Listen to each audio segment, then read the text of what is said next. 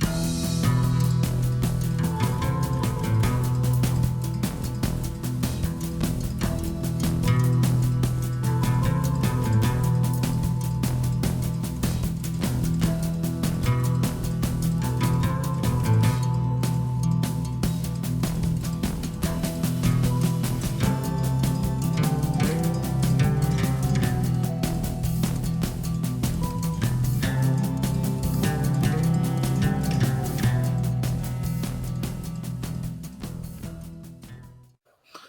my coffee. Now I'm ready to watch Radar. Got my LaCroix. A set of Hooters here. Welcome to Strength Hammer episode, I think, 89. I love when I find the right time to start recording. Neil, how the hell are you? Doing great. Coming off a big victory, So yeah. Major award, even? Yeah, of course. Another one, another feather for the cap, shall we say? Yeah, I mean, let's. Hold on, I'm a little low right now in my chair. Keep talking about the major painting award that you got. How many more is that than Big M that you have? There's at least one more, and that's all that matters. I thought it was because he did in fact win the award for best army, which means he did put in a lot more time on the army. However, I did have the best single painted model. Yes, and we're talking about again we're a gaming weekend we were just right at. on the pace. Yeah, talking about a gaming weekend we were just at. We will get into that, but we got to throw out that shade early, fast, and often. Mm-hmm. Oh yeah, like a bunch of dragon princes running to the side of a bunch of Bretonnian knights. You just run them through, which we'll hear more about in the future on this episode. But I can't wait. Yeah, this I don't want to say tuck in. This may be a long one, but there's a lot of news that I want to talk about. There is a lot of news. Yeah, like a lot of great stuff. A lot of event talk we have, and then we want to talk about old world event packs because I've been meaning to do that for a while now. Yep. So we'll see if the magic of all this can happen and where we can. And hopefully no videos cuts out. If the video cuts out on either end, you'll see a hard cut and a quick splice and edit, and we'll be back. Don't worry. But let's start out. Elephant in the room. Still meaning to eventually get that format change where Alex comes on to talk about fitness with me for like 15-20 minutes, and then we go to the Warhammer with Neil. Alex has been just incredibly busy and needed a little bit of a break, so it's like, okay, I'm not going to bother him yet. We will bring that format to you when it's ready and available. It'll be a surprise, because the first thing you see will be me and Alex on a video. But for now, let's talk about our normal fitness. Neil, how's your fitness been going? Outside of this weekend, which was a gaming weekend marathon where we... I smoked cigars and drank a lot, so that's... Sure. Outside of that, I actually hilariously... just because of the way I slept Saturday night in the bed, I don't know if it's the pillow or what, I got like an issue when I was lifting at one point. I did in fact drop a bar on my neck. Like, this is like 12 years ago, before I knew you. Right. And so because of that, every once in a while, if I sleep the wrong way or whatever, I pinch a nerve in my neck. So like it got progressively worse through Sunday to the point where I had to call off work because I couldn't look to the left. Oh. So even if there was the desire to do any kind of working out, there was not the ability. So sure. I was pretty messed up for a couple of days there. We're back in fighting shape though now. There you go. I've been doing the usual gym stuff. I have been actually more focused on tracking my calories just to kind of see how it's been. I've been pretty well at just intuitive eating to maintain my weight. And then I purposely bulked for the last couple weeks a little bit. So I'm like, okay, let me see where I'm at, reestablish a baseline, and figure out where I want to go from here. Because I'm feeling stronger than ever. So it's, but like, I kind of want to chase 500-pound deadlifts still, but summer's coming. I got to get in that beach body shape. So maybe a cut's coming. I don't know. We'll see. I'll tell you what. I mean, you picked me up like I'm a 200-pound grown man. You picked me up like I was not that. Yes. Well, 200 pounds is still warm-up weight whenever I'm using my legs. So no worries there. Yes. No worries there. All right. Well, like I said, that's very short fitness. I have some other fitness stuff going on, but I'm not ready to talk about it yet because it's one of those things I want to keep to myself until I get to a certain part. I don't want to say it until I get there. You know what I mean? Mm-hmm. So, well, things are in the works. They're in the background. You can't tell. Right. Not NDAs, other than with myself. But Neil, we've been doing some hobby lately. Yeah. Now, let me see. I forget what I had queued up here. Whoop, on that side. Let's just talk a little bit of hobby time. I will open it up briefly if I can figure out which one I put it under. Ah, I think it's that one. Mm. There it is. Whoop, perfect. What are we looking at here? So right now we're looking at what is one of my current hobby projects. Part of the Tomb King's Old World starter box. Mm-hmm. So this is what is one of the current things on my desk right now. This is not my desk. If you look at the picture that's on screen right now, I was at Hobby Day, and I took my built models, I primed them, and I washed them. So I got that bone color done, which is like 90% done, it feels like, for Tomb Kings. Yeah, depending on how much you want to dry brush and do all the rest of the crap. I mean, you could either go a long way or you could just stop. It'll be fine. To be honest, I looked at what Mark did for me. I don't see a lot of dry brushing on the skeletons, so Really? I will. Yeah, I mean the wash is good enough on them. I will probably do it on the Bone Dragon, but yeah, he will be. his dragon looked incredible. So Yeah, I don't know if I was officially on this podcast said my feelings about that dragon, the Tomb King's dragon. I hated it when I saw it for the first time. I was like, this thing kind of looks jank. yeah, And then I saw it in real life, in real 3D, yep, and a good paint job on it. I was like, wow, that's incredible. So I've changed my opinion. I flip flopped. I now enjoy that model. yes. I do as well because assembling it, it's a cool model. It's a very cool model, and like I said, I'm gonna put an effort into that one. It's a lot more. It's weird. There's a lot more blank space on it as a skeleton than other skeletons, so we'll go ham on that. But the rest I should be able to knock out fairly quickly. Also, real quick, let me just close this since we're doing my hobby first. Back to us. Something came that there's very few things that will interrupt me in the middle of a hobby project. Neil, I think you know there's one thing that absolutely will. Every time. Be like, take this awesome thing I'm doing, throw it to the side because this is now on what I'm doing. Mm-hmm. Something high elf related. No. Dark. No. Well, something witch elf Something related. witch elf related. I can still hold off on high elves, but Canaanites, I can't resist them. I got my True. my Cthulhu's Crone host in. And I plan to use it at an event in April and also for gaming weekend for this weekend, or not weekend, gaming club day this weekend with the other club I'm with. So right now I got the lady herself, Cthulhu, and these bad boys, these Doomfire Warlocks, right behind me, all built up because I need to prime them by tomorrow. I don't need to have it painted, but I need to get them primed by tomorrow because it's gonna rain for 5 days starting Saturday. Yeah. And actually, the Sisters of Slaughter, I don't need them since I have 60, and I have nine. I have well over 100 witch elves. I mean, I have more than 100 witch elves, but they're spread across. But I'm gonna make 10 Sisters of Slaughter and send them back to my old Dark Elf army because there's only 10 Sisters of Slaughter there, and 20 feels like a good number to have. So I'm excited about this box. I also read this morning. Should have been working. I read the entire book for the current Dawnbringers. And yes, because it had K-Knight stuff in it, it was my favorite one. But it was just so enjoyable. Like I enjoy watching Warhammer Weekly. Vince does his little story time, and he's doing it in his funny fashion. It's all good. But like, all I can say is like, even when I hear like 2+ Tough Doug read stuff, like everybody has their own viewpoints and opinions and like the armies we like and care about. There was so many things I'm picking out of it. I'm like, I don't think people are going to realize some of this stuff unless they're like really freaking obsessed with Daughters of Cain or elves in general. Like these little nuances, and like that's fine. They're there for the fans like us. But the reason I say, an example, hop ahead, no, because I only read it once. It's gonna escape me. But like just little things about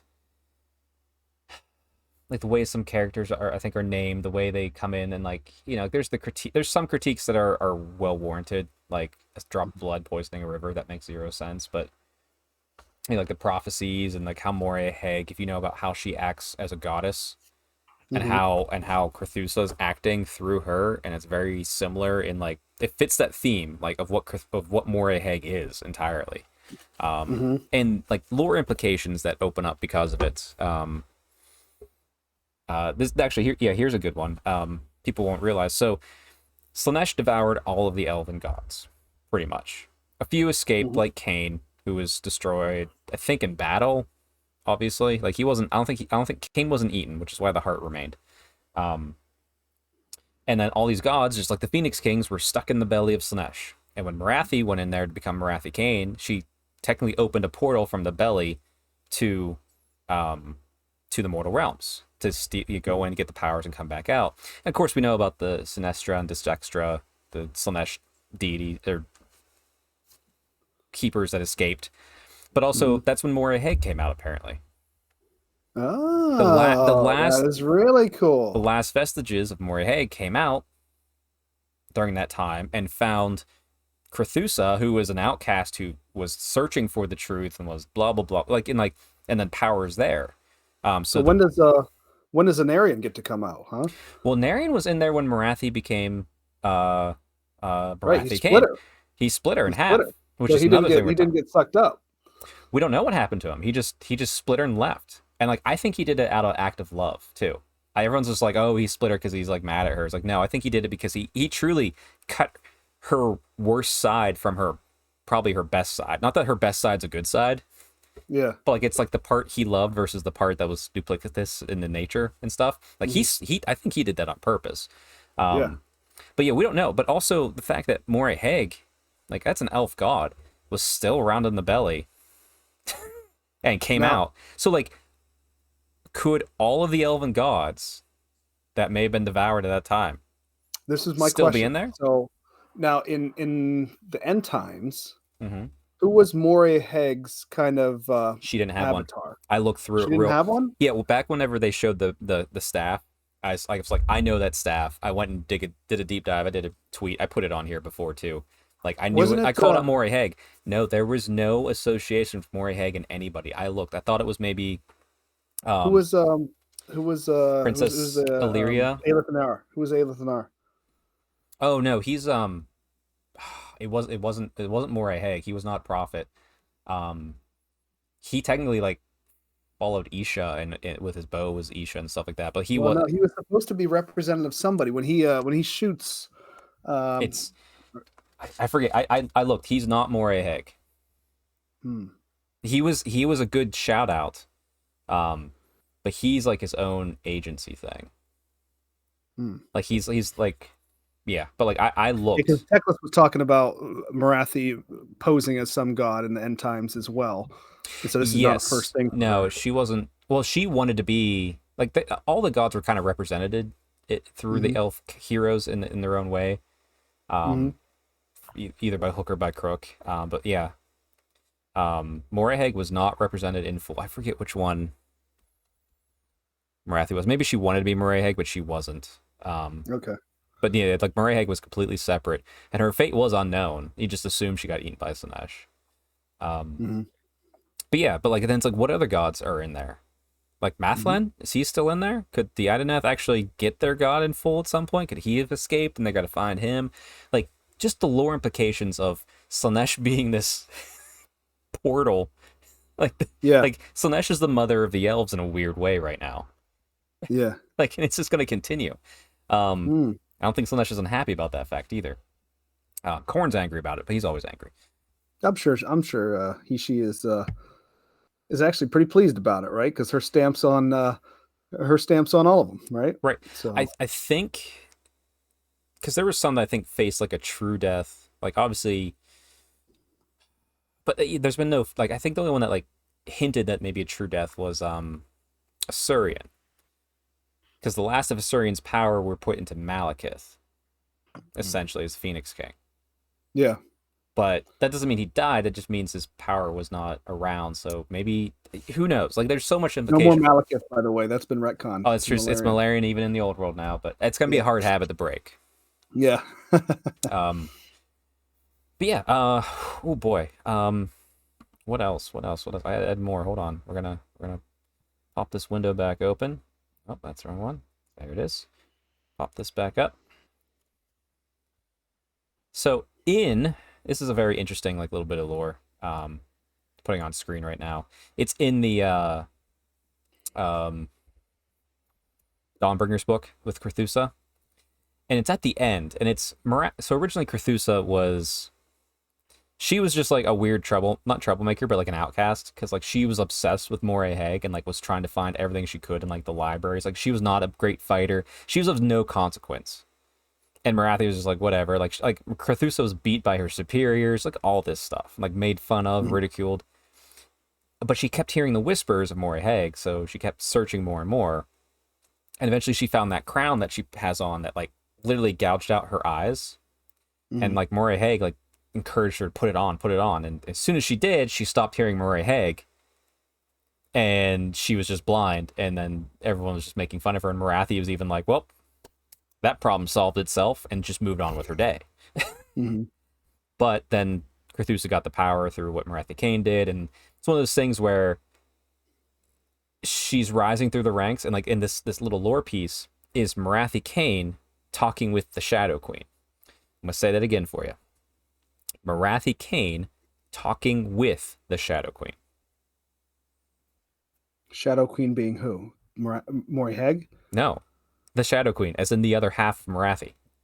The split personality. It's the Shadow Queen wants to go kill Cthulhu, and Morathi Kane's like, no, we can't. Like, there's why? Like, you know, and like Shadow Queen's going back and forth saying, it's like, well, it's weakness to let our enemies run amok, and like Morathi's like, well, yeah, but if we just go kill our enemies at the first perceived sign of like worry, we seem weak because we're doing that.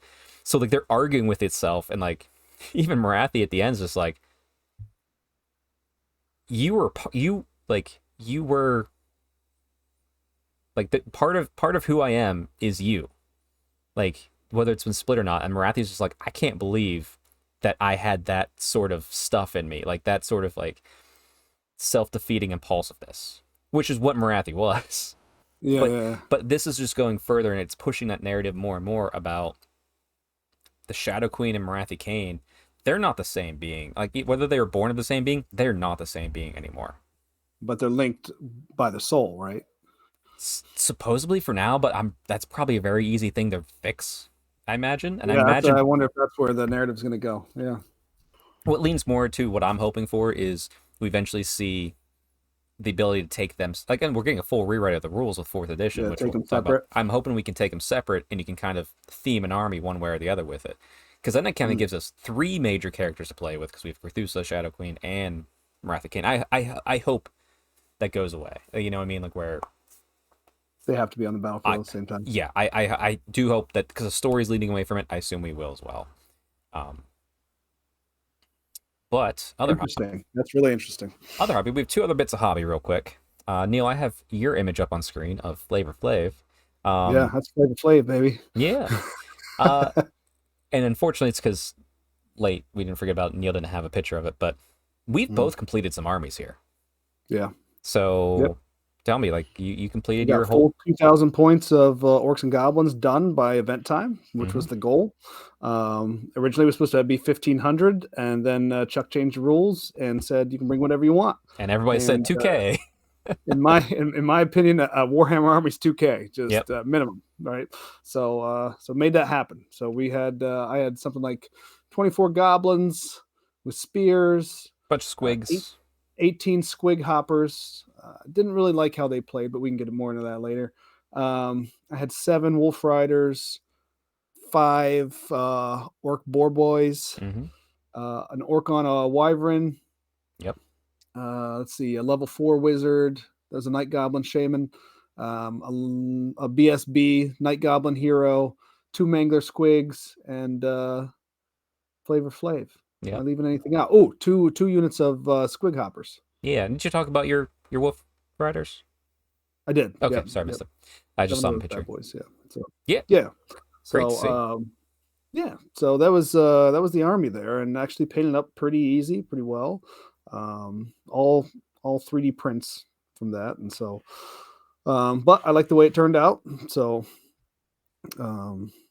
And then I promptly tried to order some things from the Orc Goblin alarm, release, and everything was sold out. So oh wait, hold on, we'll talk about that in a second because I got a bit of a gripe myself. Mhm. I don't know where the issue was, but I'm gonna blame GW because I think I hate their website. But yeah, Mm. great to see you finish an army. A lot of people did get their armies painted, or at least everyone was at least primed, minimum. But like a lot of people, Matt got his army done. You got your army done. Dave got his army done, obviously, because I painted it. What I will say is we had one person there named Terry, and Terry, they were still having models printed for them for their armies the week prior to the event, Mm-hmm. and maybe even a few days prior to the event. So to get it all built, Yeah, and primed. and primed was actually a pretty good feat in the Yeah, amount of time he had to do it. So yeah. Now he hit the 1500 mark, so good for him. Good for him. mm-hmm. All right, so then there's me. I finished probably closer to 2400 points. I was aiming for my 2000 points of painted high elves, and I will be doing a video. I was going to do an army diary where I did the process of building and painting this army just like I did for Cities of Sigmar, but with the deadline I had to paint this all very quickly, so this is what I painted in a week. So I will still do that video, but I'll just be talking about my thoughts on the project and showing more of these glorious pictures of it finished. Yeah, big block of Swordmasters, White Lions, Sea Guard, Sisters of Avalorn, some archers, a White Lion Chariot, which I didn't get to play with yet, a couple Aryan Reavers, Dragon Princes, one Bolt Thrower, Noble BSB, Handmaiden, Kit Bashed, and a Mage on Horse and a Mage on Foot. So it was Nice. it was fun. It was fun. I really enjoyed painting high elves. Even the ones where I was just like the Sea Guard were the tough ones because there's just like the sculpts and just how you differentiate stuff. But tell you what, man, I forgot how much I love painting White Lions and Swordmasters. Mm-hmm. So fun, so simple. Even Sisters weren't that difficult. But made for some long days. We had some hobby chats last week for sure before this event. Yeah, sure did. But Fun though. yeah, tell you what, before we, let's just dive right in. There's some AOS news we want to talk about, the new edition and such. But and actually, before we have the picture up, we're gonna start talking about our little event this past weekend. Gaming weekend. Open weekend. Open weekend. Yes, open weekend's good. But first, let's talk about the Orcs and Goblin release. So Neil, how was it for you? Since you're an Orc and Goblin player, how was it for you? The actual release that they came out with? Yeah, all in all, are you thrilled with what they put out on offer? On offer, yes. Yes. Very thrilled about that. Yes. I'm glad everything that's out there is out there. I'm still waiting for some things. I am most excited for the Orc Shaman on Wyvern, the old metal made to order model. Yep. I don't even know how to find that on the website. Like I was actually looking for the made to order section. I can't find it. I don't know where it is. It's not up yet. Okay. It'll come up on its I know own that one particular is I couldn't find any of the made to order stuff. Oh no, nothing was made to order this past release. Okay, That's so coming. there's not even a page to like go to view. It will be underneath the same section as everything else, I believe, or it'll be its own like page. But like, yeah, made to order wasn't up yet. All this stuff was what you can buy right now. Okay, yeah. So I mean, well, that makes sense. I couldn't find it then. So yes, because I was hoping for like maybe not a pre-order, but coming soon or something. So yes, I was a little disappointed by that, but I did not was not able to get my Arcane Journal. So sad. We'll be waiting on that. It's okay, but I did get the cards. I am pumped about that. Yep. All the other fun stuff, all the new models, they were all well and gone very quickly. So yeah. I love you. No, absolutely makes sense. And I would check. Local game stores might be getting in the journal. The books are going to be reprinted. The cards are always the iffy ones. So if you got the cards, you got the harder of the two. Models are models. I know you can 3D print. Sucks when you don't get the ones you want, sure, but hopefully they come back in stock at some point. Because I will move heaven and earth to get that Wyvern. It will. It will come. Yes. If I miss out on that, I will burn this house down. The good thing about made to order is they take the orders and then they make it, so they don't sell out. Right. So you have no issues there. Your only struggle right now is finding the book, but I don't think It'll be around here somewhere. I'll be Yeah, able to find you'll it. find it. Even my local GW, I can check up there and just see if they get any They'll copies probably in get an and all extra that. one. Yeah, I'll keep an eye out on my FLGS too, in case I get one. Yeah. Um, Mm-hmm. my pre-order was much tougher because I was going for a lot more stuff. Mm-hmm. Um, and obviously, GW has that nice thing now with the cart where it says, "Hey, this stuff's out of stock. We're gonna take you back to the cart and remove it." Okay, that's fine, and that works, and I appreciate that. But I'd appreciate it more if you did it before you tried to charge my credit card through my PayPal paying, and then I have a $760 hold on my card for 5 days, which means, that I was able to go back in and get myself the book and the cards. Not that I play this army, but Mm-hmm. you know, I'm gonna get the book and cards. Then I had to wait for that to drop to then go back in, that huge charge to go back in and try and purchase again the stuff I wanted, which most stuff was sold out at the time. So it's like, that was just frustrating. And like I said, I'm going to blame the website. I don't know where it was. It could have been a hiccup on anything too, but it was a frustrating one. And I think what that lesson has taught me is the only thing I'm going to rush for now is going to be the cards in the book. I'm not going to fight about anything else. Cards and book, one order, do that done, place it on its own, then go back in, and then try and get the stuff. And if I miss out on things, I miss out on things. Yeah. That's all that taught me, because I don't want to fight that game. I don't want to be stuck here where I'm just like, okay, well, I hope I don't have an emergency this week because there's $1,000 on my card I can't use. Yeah. It wasn't a worry about getting it back, but it's just like, it's always that delay in process on it. The super disappointing thing to me is, okay, and I know they want to sell the amount that they make, and they want to sell out, right? Mm-hmm. The fact that it's selling out in minutes, right? Yeah. Minutes, maybe minutes, hours, at least at most hours. Like if it's pre-order day, and let's say pre-orders go live at 10 o'clock in the morning. Let's just say that's the hour, right? Mm-hmm. I feel personally as a consumer that I should be able to go on at least just that day, anytime that day, and still have a pretty good ability to go find this stuff. I shouldn't have to be there pounding a mouse button because that's how little inventory there is. I think I think what the issue is here, there was no queue system on for this pre-order. There was for the original pre-order,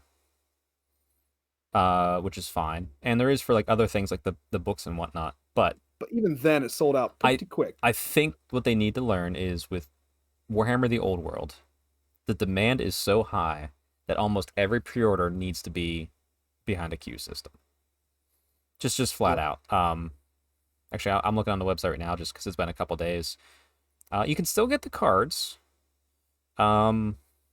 Yeah, there's a few more things out of stock now. I am surprised. They must have overmade the Bone Grinder Giant because he's still available. Granted, he's expensive kit, but that's fine. And then some goblins and stuff like that. I'm tempted, but I also don't like that model. I don't like that model either. That's the thing. It's like I don't like it. Like he's the first mercenary type thing I think they released too. Mm-hmm. But yeah, that's.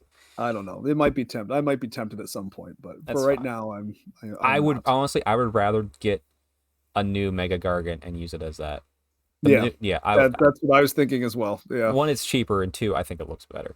I don't have any attachment to that old model, and if you do, great. I understand that completely because I have old models I'm overly attached to that other people go, that's ugly. So no shame. It's just not for me. Yeah.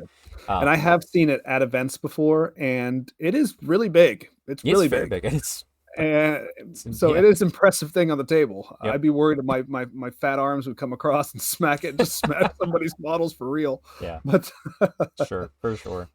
And speaking of which, too, as a side note, we're gonna have to start doing our deep dives of these army books since they're coming out hot and fast. Mm-hmm. I'm ready. I'm ready to do Orcs and the Goblins whenever, maybe next week if you want. Well, it'd probably take a little bit longer for me to get the book in my hands. But I'm saying maybe we should do Tomb Kings and Bretonnians here soon, since we have and we'll start with the Arcane Journals. Yeah, well, all right. Well, I'll somehow get my hands on one of those. Yeah, we'll figure it out. I can send some pictures of important stuff I want to hit, so no worries.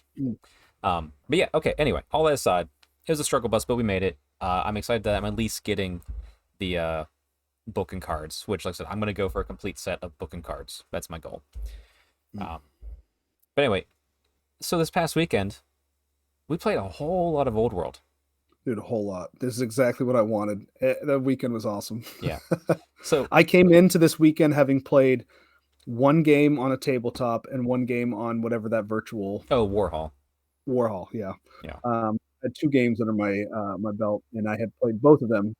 Each time I played, I realized just how much stuff I was missing, and I got to play 5 or 6 games of varying types.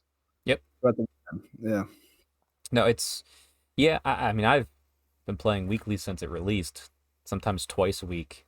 We did a bunch of 1,000-point games early on to hit rules hard, so have some experience underneath my belt. Not saying I'm great at it, but it was fun getting in there and watching you guys learn and make the same sort of things where it's like, oh, I forgot about this. It's like, okay, let's go back and do that, because we all forget things as we go on. So that was a nice turning point for you, I think, during this. It was learning the game. Yeah. I would say too, if you're planning on going to like an event, like an actual event, like a tournament or something like that, I'd highly recommend, boy, if you can, I'd say 10 games. 8 to 10 games before you go to an event. With your list, by the way. Yes. Because for speed's sake, to get everything going and knowing what's going on and everything else, 8 to 10, I think, is a pretty good sweet spot. Yeah, it was pretty good. I got to play a bunch of different armies I'm not used to as well, which was fun. I'm a little afraid of orcs and goblins right now, and from the reviews I've seen, I'm not less afraid of them. I'm not more afraid of them, but I'm not less afraid of them. Yeah. They treated me pretty well, and actually from just that one event, things have been torn out of my list, and I think everybody who was there. Oh yeah. We all kind of just brought lists, and we played our lists, and we, you tried to put together a good list, and then you got it on the tabletop. You played a few games with it against different armies, and you're like, well, this isn't gonna work. Yep, exactly. This meta, this isn't gonna work. We're gonna change this up a little bit. Well, there was also things too where, like, I was having problems for a long time because I've been running very similar lists, like the same models. I've been mixing things up a little bit here and there. But for this event, and like actually my last game before this event, and then during this event, man, I really feel like the army is clicking with me, and I'm getting out of those old habits that I had from 8th edition, which just my crutches that are no longer here. So like I feel like the army's clicking for me, and it felt good. I'm not winning every game, but I'm not losing every game. And sure, sometimes you're gonna get run over, but man, I'm having a good time. Quick PSA: having it, if the Green Knight is in your meta, have an answer for that. Yes, you need magical attacks or be able to just combat res them to death, because oh my gosh. Yeah, they got to be in your army. You got to have magical attacks. And it hit me once, and I immediately fixed my list to take care of that. High elves, chaos, all good armies to compete against that. As it turns out, as well as orcs and goblins are doing and everything, we don't have a ton of ways outside of static combat res and getting the right model to attack the Green Knight and somehow killing it. Yeah, because it's tough to boot, even if you do have some magical attacks. So it's not going without a fight. So and then it's going to come right back. So 100%. As well, unless you're fighting on a table that has no natural terrain features, then you're golden. Right. It's just not even coming in. Yep. Yeah, everything's a building. Yeah. Yep. City fight. Let's go. So overall, the weekend kicked off Friday night. Tom ran from our club. He ran a Triumph and Treachery game. So 5 people. So the old Triumph and Treachery rules port over pretty well, without any real adjustments other than like minor thing on the magic to this edition. And Triumph Treachery is my favorite way to play, and I think everybody there. Well, okay, Tom and I, because we've been gaming buddies for years. We played lots of Triumph and Treachery with people. He knew my bullshit. Now, granted, he was staying quiet. He wasn't cluing people into it. Like, that's not how you do it. But we're figuring out where we're deploying, so we're all away from each other and all that sort of stuff. I just knew I couldn't be next to him, because everything I would try to do, he'd be like, no. He would know how to stop me. So he expects my bullshit. Whereas Mark on my left and you on my right aren't used to my bullshit and Triumph Treachery. Aren't used to seeing me the way I get when Triumph Treachery dice start rolling.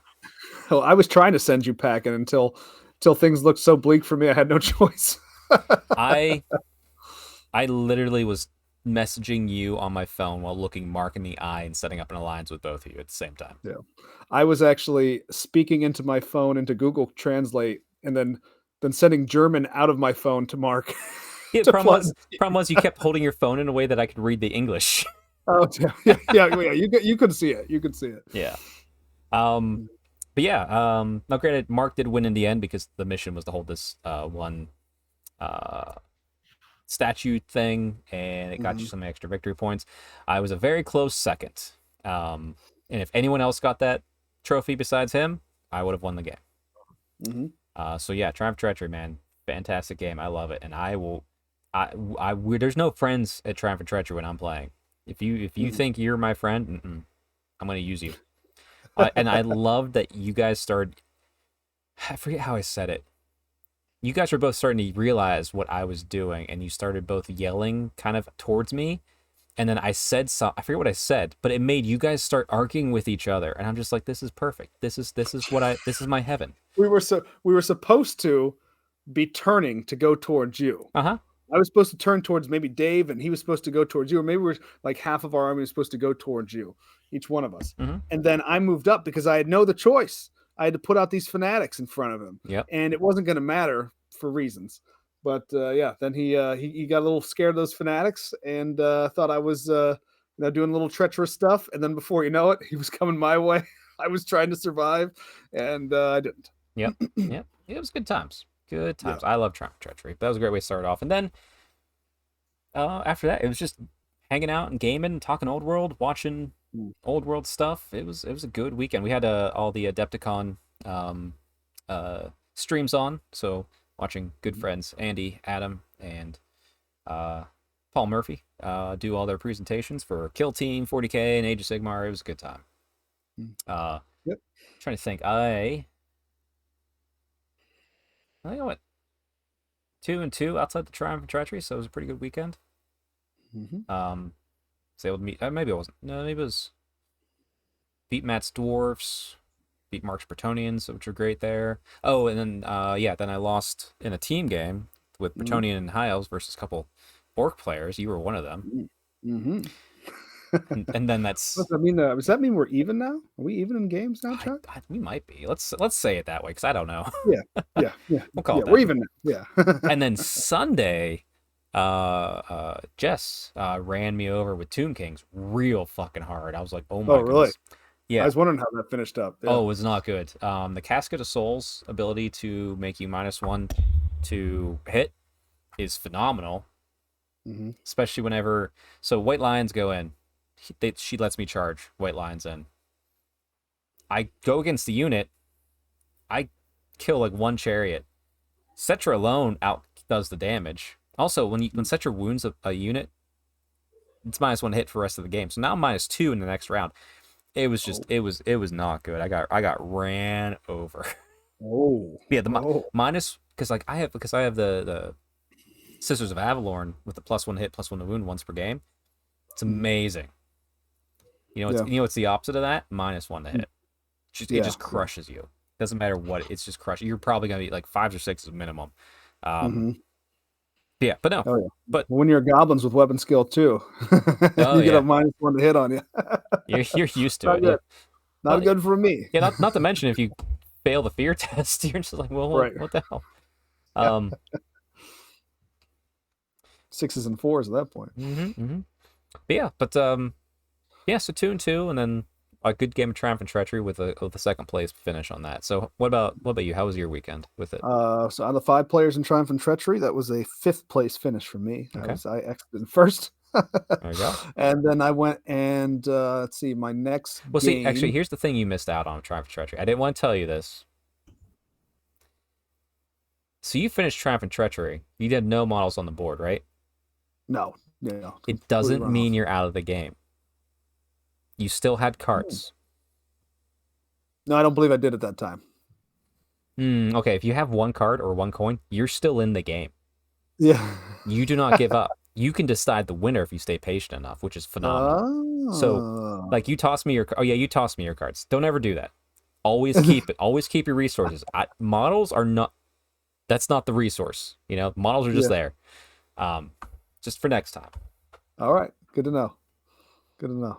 But yeah. But I'm anyway, learning things. how'd you do? But yeah, so my next game was against Brad. Brad of NashCon fame, who finished Best Destruction Yeah. at NashCon Yep. a couple times, I Yep. want to say. Twice. So anyway, Brad's a really good player. I have gone somehow 7 years of knowing Brad, maybe 8 years. Mm-hmm. I've never, in fact, played Brad. Yep. And you should not have told us that fact, so we were We, making that we have happen. been in many events together. We have never been paired up because I'm usually losing and he's usually winning. So, so it's never happened. Right. Not even in round one. So, but anyway, so he was playing Beastman, and he was running a beefy list, man. I mean, it was all dragon ogres and minotaurs. There's one other unit of like some gore or something with like a level 2 wizard in there. Which, you know, he promptly, and this is the theme of the weekend. Anybody who had less than a level 4 wizard instantly recognized that you need a level 4 wizard. Yeah. Yeah. I think that is a definitely a thing in this game that we've all realized. Like, you need that. A level 2 is just not going to cut it. Right. And if you have a level 2, you could have a level 4 and you could have a level 2, but you better make sure that that level 2 is out of dispel range of that level 4. Yeah, that level You're just not 4, gonna get anything. that level 4 can shut down however many level 2s you have. Right. And so the other thing is, like, if you have a bound spell and your bound spell is like level 2, that's not getting off either. So you better put that bound spell on somebody and get him out of range of whatever the wizard is. Yeah. Or you get that wizard into combat so that he can't dispel if you want to actually hit with that. Because yeah, like if you can put bye-bye. Like I'll put my handmaiden. I will sometimes give her the ruby ring of ruin because she's Yep, shooting. that's what She's I'm far talking enough about. away, hopefully, to just keep. Yeah, you need to be out of range, Yep. otherwise it's not happening. Yeah, yeah. I learned that in my very first game, and that's one of the reasons why it wasn't in my list is because I was just like, Right. you know, I don't have another wizard, and as soon as you get in range to do it, you're in range of the dispel with somebody else. And anybody who was not a level 4 wizard, I had zero problems dispelling their stuff. Which the entire weekend, I want to say it doesn't really be too that far off. That okay, don't give the wizard the fireball ring. Give it to the fighter. Yeah, you know, like give it to the guy who can't do magic because then it gives them an option, and if they can pull it off, great. Give it to that guy who's ripping up the flank, and he's just going to run forward and burn off the whatever, you know, fast cavalry unit is out on the flank in front of him. Yep. And you know, let him swoop around the side, keep hitting people with that. Yep. That would be my suggestion for that one.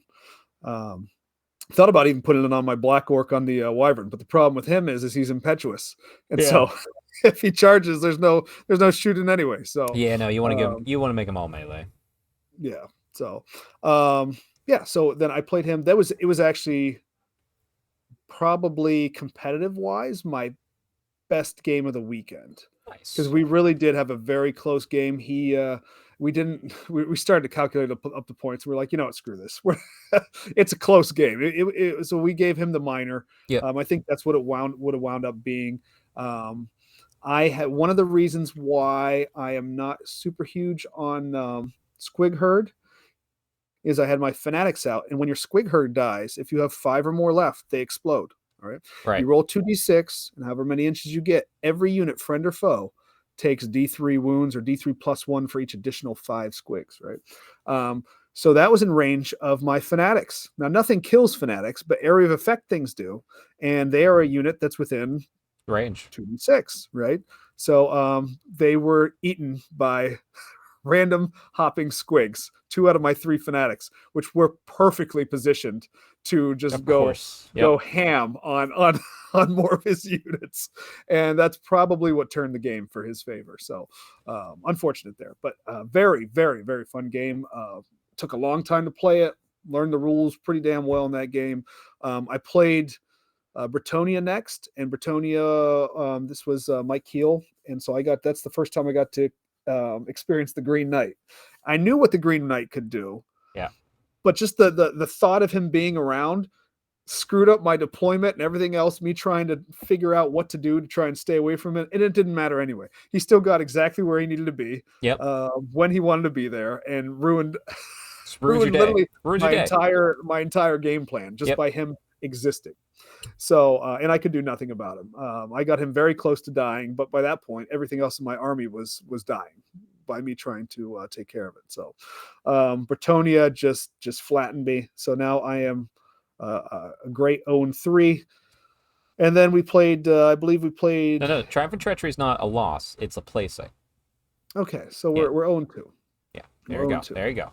Okay, and so then we played our 2-on-2 game. Yep. A nice back and forth. Very, very drunk people playing that game. Actually, so, it was really funny because Terry was surprised because I had a Coke all night. I was just sipping on a Coke, and it had a cigar and all that. Terry's like, "Oh man, he's like Chuck, you've been like pounding those." I'm like, "I haven't had a drink since last night. This has just been soda and ice." And he's looking at me like, "What?" I'm like, "Yeah, I've been sober this whole day. Like I didn't want to drink today." And he's just like, "What?" And you guys were gone.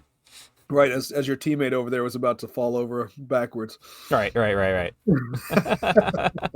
Somewhat of my doing, which is great. So, so we win that game, even with some hijinks of multiple green knights flying around the table just just for the fun of it. Yep. And then the next day I played High Elves, and Luke. Luke. There we go. And so we played 1,500 points there, and he unfortunately his sword masters got introduced to fanatics and what fanatics can do to sword masters. Yep. Oh, toughness 3 elves just don't like it. They don't like it at all, and especially when you're rolling 4, 5, 6 hits from your fanatic. Yep. Just melted his sword masters to almost nothing. The giant went in and took care of the rest, and the rest was history. Had a nice, fun battle. This time I took on my Orcon Wyvern. Now he's just a regular orc. He was not a black orc. So he failed his impetuous roll at first. Went into a unit of light cavalry, just wiped him. I had it's called the Battle Axe of the Last Wa. And this gives you an additional D6 attacks. Oh, uh-oh. Yeah.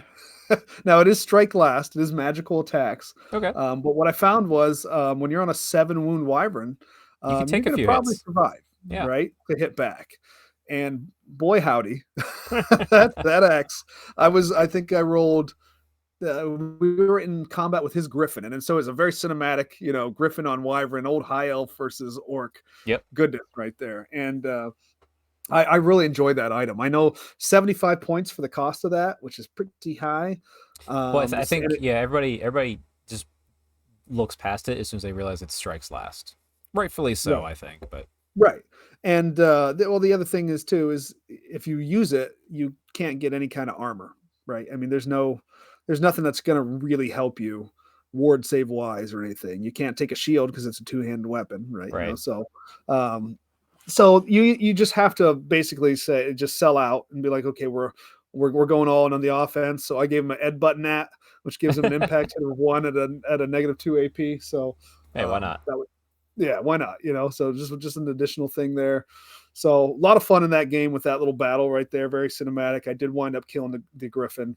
And then after that, it was an overrun, or no, it was a charge into the bolt thrower that was at the back, and the House of Cards fell. Right. Yep. No, that's great. That's some fun games, and I feel like I didn't do justice to my games. I might give a little bit deeper recap if you don't mind. It's like it sounds like you had a great time. Yeah, go for it. Yeah. So my first game was against Matt, Big M Power Hour. This new dwarf army, which was 2 organ guns, 2 gyrocopters, hammers with a king, some warriors, and a line of coilers. And I think there was a Thane and runesmith in there too. And long tables. He deployed. He was just shooting the crap out of me as I went forward as fast as possible.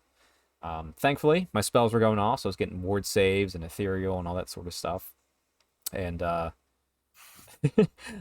took my dragon princes and I was like, they're on a 3-up, 6-up.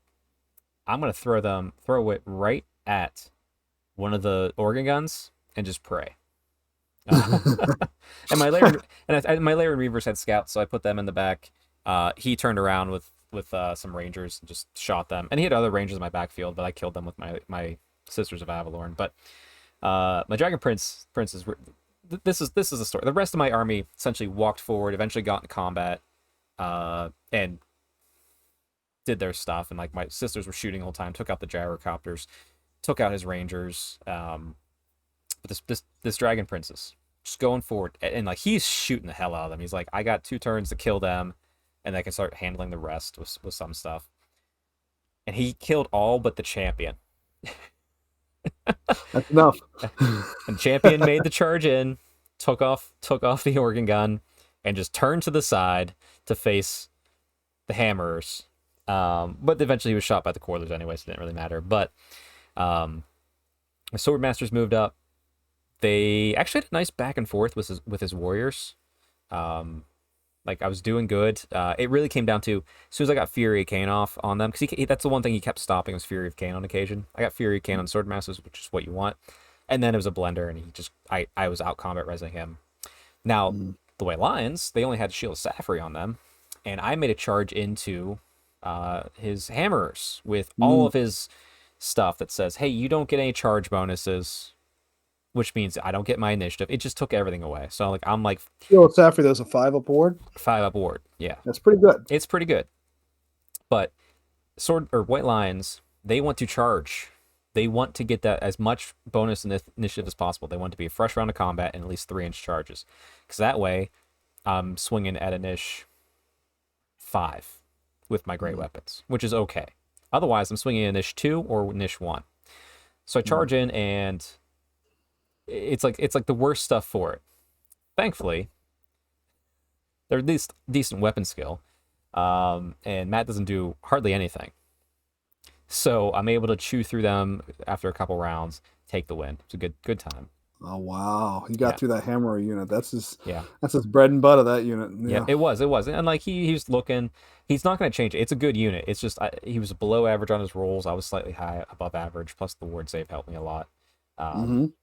The only thing I think he was changing in his list is he's going to figure out how to get his warriors to be Longbeards, which makes sense. More points, but they're definitely, I think, more useful for the way he's running it. But I like this list a lot. And he beat me in a Warhol game before that. Granted, very different setup and scenario. My list was slightly different. And then the second game was against Mark. But we're going to save that for a moment, okay? Obviously, we just talked about the double game. It was fun. Back and forth, having fun, just having shenanigans with our armies in that doubles game, like Bretonnians versus double orcs, which really, in hindsight, I'm looking at it because like we're looking at event packs here tonight too, potentially. It's already almost an hour in. One thing, you guys should not have been able to generate the same spells. That's too much. Like in which game? The doubles game. You guys were both Orc and Goblin using the same magic. Yeah. You guys should not have been able to duplicate spells. Looks like that got a little bit crazy. Because essentially you guys were playing two. Well, the foot of Gorks hit us more than they hit you. They did, but still, like it could have been much worse. But yeah, it's that's more of a hey, if we go to an actual event. Right. Yeah. You want to definitely put that stipulation in because you get more than enough to choose from. So I could have gone Wa, he could have gone Element. Yeah, because like you could be the same army, but yeah, it's just. Oh, sorry. Yeah, you broke up a little bit on me there. Oh, I was saying you can choose. Like he could have chose Elementalism. I could have chose Wa magic. Or if you're going to limit it, you can say like you have to stay within just one for both teammates. That would at least dial it back quite a bit. Yeah. Right, for sure. But hey, no, it was a good game. It was super fun. It was like that was like the third game of the day too. It was like wow. We were going ham that day. And then it said Sunday. I played Jess and her Tomb Kings. And like I said, Cetra ran through me. The -1 to hit was just brutal. I don't think I did anything wrong in my play style other than stay out of range of that casket. Which lesson learned. Or get a dragon, I guess. That could solve my problems. It's the usual situation. This was her first first go around with Old World? No, she's played a couple games now. Okay. But yeah, but it was good. Like, teaching games in. Yeah. It was funny. I had to shoo a couple people away in the last game. Like, let her read her rules and make her mistakes. Right. Like, Right. she's already won this game. There's no doubt in my mind. Let Yeah. her read her rules. Like, Yeah. just Yeah. Yeah. like stop. Yeah. Well, Like, yeah. it's like stop telling. Let her. Yeah. Like, Yeah. You hate to have to say it, but it's yeah. happy to see the ladies, being represented there. So that was good. Yeah, and she's working on her act. She borrowed a Tomb King's army, but she's working on it right now for her official Nice. one, and she'll be around. That is for sure. Good. And that Tomb King's list is a menace. Yeah, you can see why they're hanging out up on the top right now. Yes, but so up on screen right now, you're gonna see this lovely gentleman with this beautiful mustache, wearing an amazing belt. Mm-hmm. Neil, do you want to tell people who got us this belt and what it represents? Yeah. Big M, Big M, big ups to Big M Yeah. for coming through randomly. Nobody knew that was coming. Yeah, unprompted. Yeah. Little championship belt for the group. I'm sure it'll get changed hands at the barn. It's well more often than anybody else who was there. It's the Warhammer Grand Champion for Age of Sigmar and the Old World. It's our barn belt, I guess, as we dubbed it. Yeah, so pretty sweet. That's an actual belt. I mean, it's heavy. Yeah, it's there's metal on that. I mean, it's a pretty sweet belt. So, but yeah, kind of neat to have like a little in-house trophy that somebody can wear around. Yeah, for the full event. Yep, and pay-per-view type stuff. Put the belt on the line, certain games or whatever. I love that. Yep, so. And as such, there was an award for this. Was an honorary member of the Barn Owls, which essentially means for the entire year you get to be essentially a full member of the Barn Owls without any of the downsides. And Matt obviously got that award immediately whenever he decided to spend hundreds of dollars on a belt to give to the group to do this shenanigans with. Sure. So we can see here Neil is wearing and showing off the belt very nicely. I refuse to touch this thing because I'm just like, if there's a trophy you want, you do not touch it until you earn it. I'm seeing you guys passing around back and forth. I'm like, rookies. You're acting like by me doing that, I'll never get a chance to win it again. I would never get a chance to win it anyway. So I'm going to put it off. Okay. It's never going to happen. Gotcha. That's my one shot. I'm taking it, baby. Well, since it was Mark's barn and this was his event, Matt saw it rightfully so to make him the first wielder of the belt, wearer of the belt. So Mark was the first one to start with this belt. Nice little picture of him up on screen right now, flexing, looking all good. As Dave's in the back looking in rules going, how do I play this game? I just realized that little cannon shot Dave back there. So Mark does what Mark does. He immediately decided to put it down on the table. He deployed his Bretonnian. He did the cross deployment. He deployed his whole Bretonnian army, and he put the belt down. He was ready for a challenge. He was ready to get things started. And all of us were kind of tired or had a few drinks or like full and food and all that sort of stuff. So we're all just relaxing. We're just sitting there hanging out, chatting. Probably about like 45 minutes. No one's doing a thing. Finally, I'm just like, I just stand up. I'm like, all right, I'll do it. Let's go. Because it's Bretonia. I've been run over by Mark multiple times with my army. So I was like, let me see what I've learned. Things are clicking. I'm tired, but let's go for it. So I took the challenge. And as I said, I'm like the A game turned on. We're fighting over a belt here. Now, meanwhile, it was still like I gave myself 2 turns of not caring, like trying, but like not thinking I had a shot. You know what I mean? Like I wasn't stressed about it. It's just a game. Now I was doing things where I'm like, hey, what's your max charge range? He's like 17 inches. I'm like, cool. He's like, this one's 20. Awesome. I'm 17 and a half inches from you now. Like that, because he had counter charge, so he didn't care. But essentially, we got in the middle eventually, and the counter charge happened. But on his left flank, from my perspective, I guess would be his right flank. In come a unit of 5 Valerian Reavers in the rear of one of his units, and 5 Dragon Princes. And boy, Dragon Princes, when they decide to hit, they decide to hit. That first round, the Valerian Reavers did okay. I think it was the Sea Guard or maybe the Sword Masters were holding their own too. But the Dragon Princes, every single dice hit, and they are 2 attacks each. Champ gets 3. Wow. Now let me ask you this: were you just rolling well for the impetuous that you were able to get him around the backside of him, or what? Oh no, there's a terrain feature. I was sneaking around the side of the terrain feature, so it wasn't until I wanted, like, he was in my face when I wanted to charge anyway. So I'm like, I'll roll impetuous, but I want to charge no matter what at this point. Every charge was impossible until that time, which is how you need to use Dragon Princes.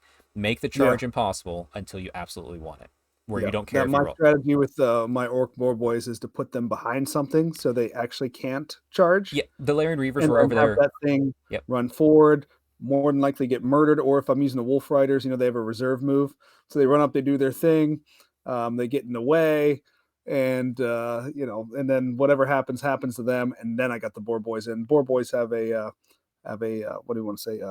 Counter charge as well. So yeah, Larian Reavers having skirmish are good. They kind of helped with that too, to help keep things, just in case he threw something that way, but he didn't.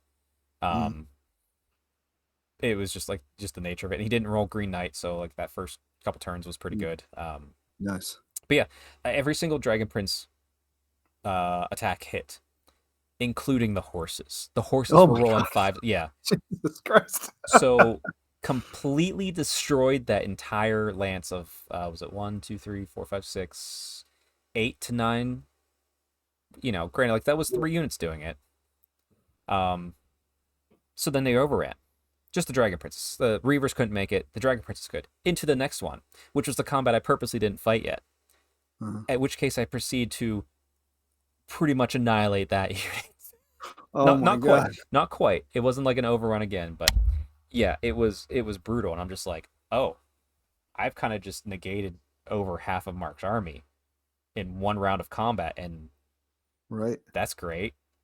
Can't countercharge against the flank. You cannot, especially whenever we already charged. Like I charged him, he countercharged, and then I charged. Then I charged. It was all perfect. It was all come up daisies for me. Wow. And like I said, it wasn't like like he had a whole unit on the other flank coming my way. Like he started wiping stuff out on mine. It was back and forth. Being real like sneaky with my Ilarian Reavers. Meanwhile, my whole Sisters of Avalorn and Bolt Thrower are sitting back the whole time, just shooting the crap out of everything. Like just going to town. Yeah. We get down to the last couple turns, and like if it's a belt fight, me and Mark kind of set this precedence with this fight. If it's a belt fight, you fight to the last model. The very last. It doesn't matter how many turns, you're fighting till there's nothing left on the board except for one man standing. So it got down to it. All my stuff is dead except for like the Dragon Princes and the Larian Reavers are dealing with the remnants of like 3 or 4 knights. They're on the other side of the board. They're wiping it up just fine. That's not an issue. Here comes the Paladin BSB with his one guy that's still left in his unit, I guess. The Green Knight who finally came in, and one other knight just on foot. The one knight on foot charged my Bolt Thrower. Cool, good game. Got the Bolt Thrower. No problem there. The other things, the Paladin, he actually had 3 knights with him. Charged in, stand and shoot with the Sisters. Killed all but the one knight and the Paladin, and then the Green Knight charged in too. And this is where I proceed to tell Mark that I have magical attacks. I have 2 heroes in this unit. And by the way, everything in this unit strikes first. Managed to kill everything but the Green Knight. Green Knight does good wounds back. So I think I maybe pushed him 2, or maybe we drew. But the Green Knight at the end of this had 1 wound left, essentially. So we get up there. Terathi's in that unit. She's my BSB, and she's got a Bow of Avalorn, so she's hanging out with them. And she's on a freaking 2 up, 6 up, 5 up. Wow. I'm like, yeah, she is beefy. I'm like, I challenge. And he's like, I accept. It was how he ended. And Terathi smacked the Green Knight down, which led to the picture you're going to see here, which is this happy boy with his Terathi Old World shirt on, wearing the belt. Because, Neil, as we're about to see, once I can close this window here, I'm the current holder of the belt. There it is. I There it is. Yep, right here.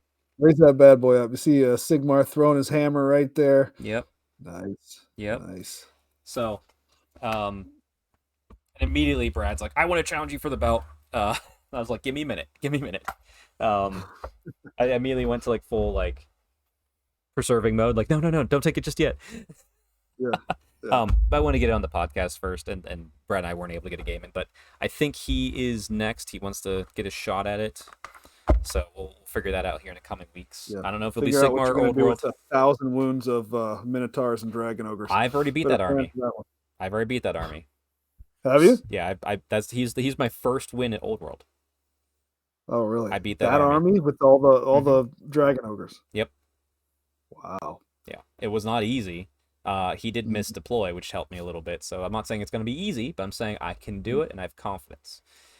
Yeah. But he might be like, "Hey, let's play Sigmar," in which case I'm screwed. Yeah. For sure. But also, there's part of me too that wants to be like, maybe you should play somebody else for the right to. Like, maybe we should build that's Well, the here's thing. the thing, We though. want to build this up. We want to build this up. We don't want to just be The like title holder should pick the game. I mean, that's true. Yeah, you don't get as a challenger. You gotta everything's against you as a challenger. That's true. Yeah, you can't refuse a challenge. I think the thing we're trying to figure out too is like, how do we build these games up, make them important? So it's not like every week we're playing a game and like we're exchanging the belt. We want it to be like, okay, I got the belt.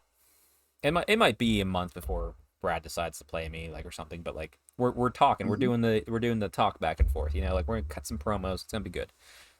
You guys need to do like some quarterly, almost like how they do in wrestling, right? The belt doesn't go on the line every. You need like a SummerSlam event. Like that's when the belt goes on the line. Yeah, that's when you need to build up. That's when we need to build up. But also too, you need those random moments that can happen anytime where like Neil drives down from Ohio a Friday night and like the message saying, "I'm coming for the belt. Let's play," and you're just like, okay,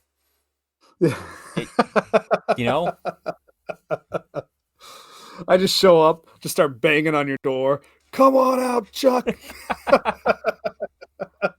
No, but legitimately too, like with the distance, because like obviously, because it's anybody that goes to these events can essentially. Oops, sorry about that.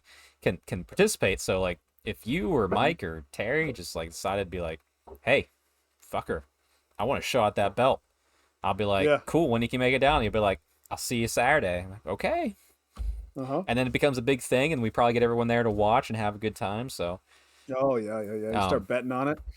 Yeah. Start placing bets. Oh man, this could get really good. Yeah. Good. I think the one thing we have said too, the game of fours is completely exempt from interfering with the belt challenge. It is the belt is exempt from fours, 100%. Yep. Yeah, great event. Thank you to Mark for hosting that and letting us live in your place for a couple days. And yeah, we'll look forward to the next one. It might be Terathi. Figure that out later because I still have a whole fucking year ahead of us. And my next tournament is April down at Fabricators Forge. So yeah, nice. That was the barn. Neil, you want to talk some Age of Sigmar 4.0? Let's do it.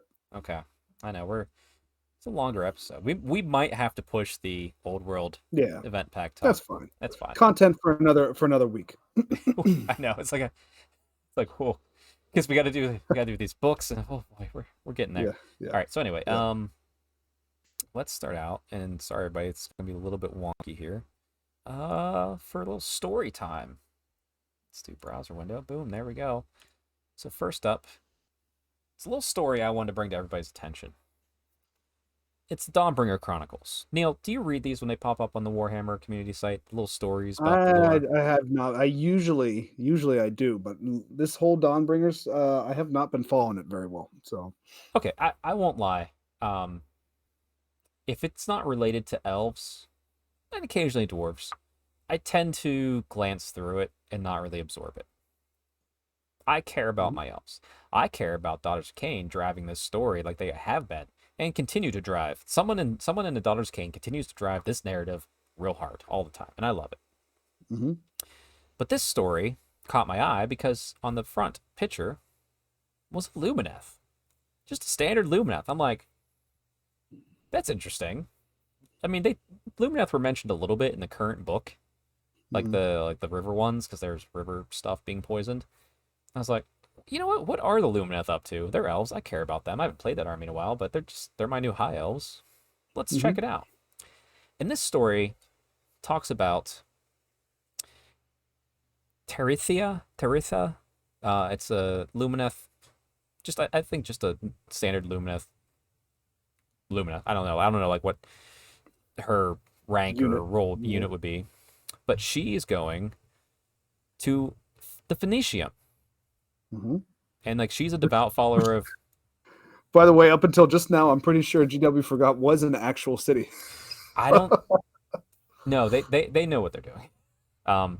But it's really funny. It mentions here she's a Sarian, so it's just a basic, I think, frontline troop. Although she favors Tyranic virtues over the Teklian. So it's like, okay, that's kind of cool.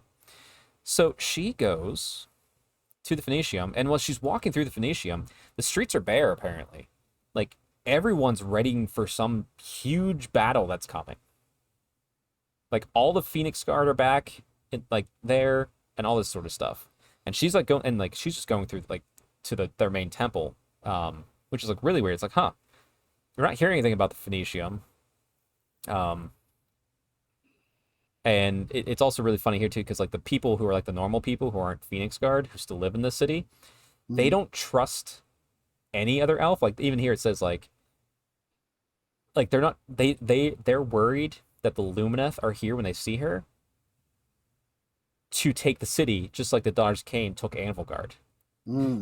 So they're not like fully trusting of her.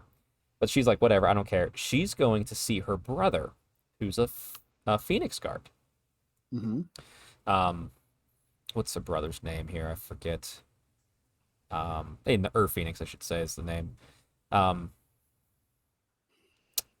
and it was also a cool part where going into the Phoenix Temple's like main temple, you have to walk through like a fire.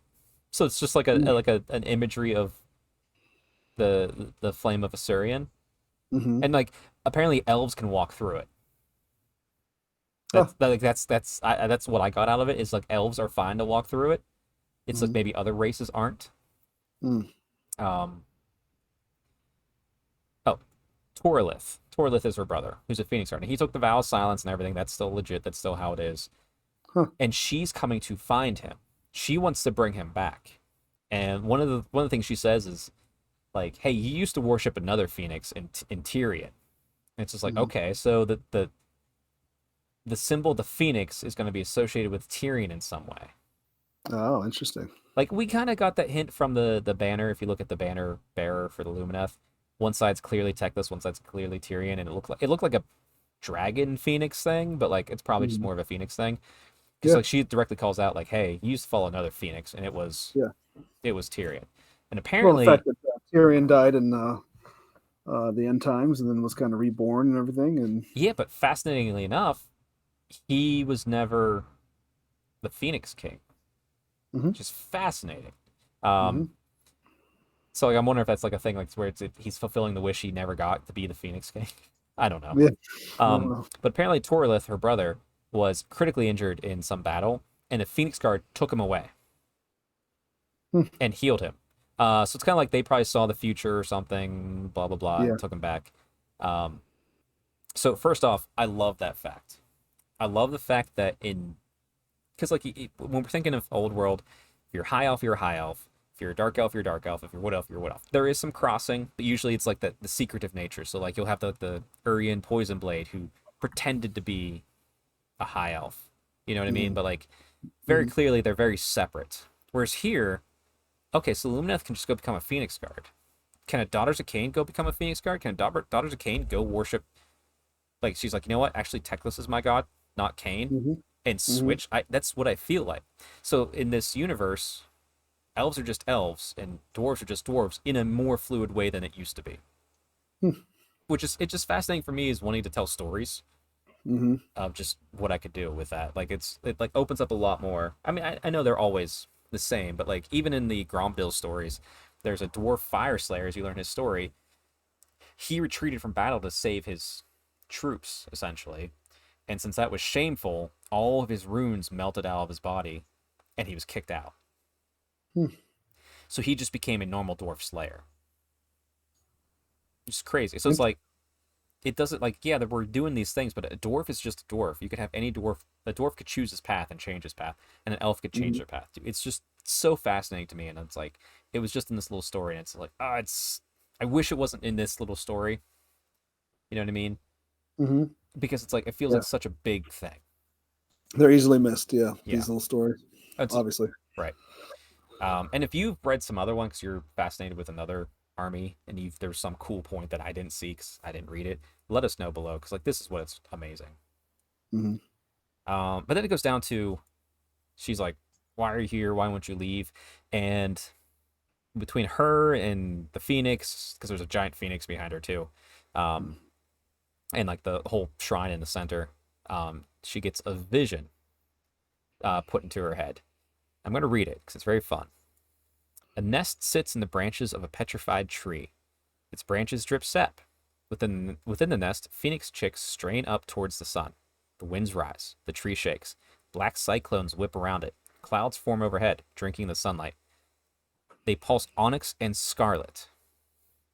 There is movement in the branches. A lizard skitters above the nest. Scars line its flanks, but it ignores them. It eyes the phoenix chicks ravenously. They screech as it coils. The lizard opens its mouth. Teeth of black steel are enshrouded by flame. It lunges, and its teeth flash. And also, because I'm sure you're seeing some things in there, huh? Mm-hmm. Like, black lizard, black and red. Mm-hmm. That sounds like a certain somebody we might know called Malarian. Mm-hmm. But also, in reading the current Dawnbringers book, there's a part where Carthusa says something. I should have bookmarked it. She gives a vision to a hag queen that she's killing. Skulls piled high as a castle, a phoenix consumed by a black sun, and the most terrible and vivid of all, a world swathed in green fire, broken and shattered, spears of brass pierce from above and below. So obviously the brass and the green, that's the Skaven. We know about that from 4th edition launch. Skulls piled high, that's Khorne. Khorne gets Cole's back in. He wants to build a thing, so that makes sense. And then the phoenix consumed by a black sun. And if you go deeper into the story here, it talks about they're not leaving because the Phoenix Guard are prepared to meet their fate, which is this black lizard, black sun thing that's coming their way. So what I'm grabbing from this, and of course the sister, she's like, okay, we will meet it with fire and ice and light. Like, she's like, I'm gonna stay with you. We're gonna go through this, and like, they're like, okay, cool. But essentially, they're gonna kill the Phoenicia. Yeah. It's gonna. I mean, the Phoenix Guard, you can't buy those models anymore, even for Old World at the current minute. Yeah. It's a hangover. They cut that army already. They got to kill it off. What better way to bring in the story of Malarian is him killing the thing that he always tried to kill in the Old World, which was the Phoenix Guard, the Phoenix King, essentially. And he succeeded, so he's going to try and succeed again. He's probably going to kill off all the Phoenix Guard. And then, because they worship the Phoenix and the Ur-Phoenix, I bet somehow that's tied to Tyrion, even if it's not great, because if Tyrion is the Phoenix, or at least rides a Phoenix-type creature, he's going to be associated with the Ur-Phoenix. And maybe he rides the Ur-Phoenix, for all we know. So that's when Tyrion's going to come back and go like, hey, bro, we're going to throw some more hands now, because you just killed my city. Yeah, so I don't know if you've ever read Blight Slayer. So Gotrek, it's on my desk. I haven't read it yet. No. Okay, so when you read Blight Slayer, there is a beginning. At the very beginning, there's this mysterious figure, and at the very end, and so I will not ruin it for you, but please read that book and let me know what you think. I will start tonight because I need to get back into that one because I've had that book sitting on my nightstand for too long, so I definitely will. I am So I curious. have thoughts. I don't know if these thoughts are correct or not, but I have thoughts. Sure. I mean, yeah. Who knows? It could be random chaos. It could be, yeah, whatever. But Mm-hmm. and then like the fact that it's black and crimson, it's like, is Marathi Mm-hmm. still somehow involved? Maybe. Mm-hmm. I don't know. I don't know. We will find out. But I love this story. I love the implications it gave me for what's to come in the lore. And Mm-hmm. also super excited. And like, here's the thing: they don't have to do this right away. This can be at the end of the edition. This could be the setup Yeah. for the end of the next edition. We got to deal with the Skaven bullshit first. Mm-hmm. But seeing that, and then just the implication too. Like I just love it because like I can create a random character in my Tarathian call. It doesn't have to be Tarathian. It can be a random character that decided to go be a Lumineth or whatever. And actually, heck, it makes my Lumineth story make more sense because my Lumineth is Ilyafa, who do the cloning, and my characters were cloned from Daughters of Cain, from Mm-hmm. Terathi's collective somehow, some way. I didn't really rate that out too much. So it's like, okay, so that's why they have like the witch elf hair, even though they worship Tyrion and Teclis. So it's like, okay, an elf is an elf. And there's so much potential in there, I think, for storytelling on our own, within our own games, within our own lore. Mm-hmm. It's exciting to me. I just can't get over. I want to say that so much. Like it's the one of the most exciting parts is of all the lore. The lore is great. I love the Age of Sigmar world, but also Yeah. because I love the fantasy world, and they're all the one to me. But Mm-hmm. just the ability to do this sort of crafting and like what I can put in my like the story I have in my head, I've not even told it in full.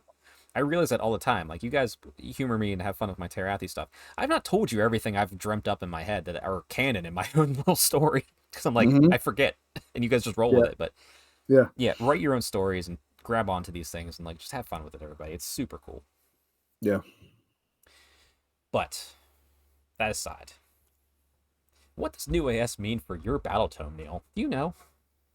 It means you can yeet them into the sun. Yes. Lore is still valid. Lore is still good. Mm-hmm. Never get rid of your books. I No. will say that. I see people. One, I hate people that throw away any book. Mm-hmm. I mean, okay, if it's Mein Kampf, sure, throw it away. I don't care. Whatever. Like, you Yeah. know, there's books that don't matter. But like, just don't buy it first place. But like, I hate when I see people throw away Warhammer books.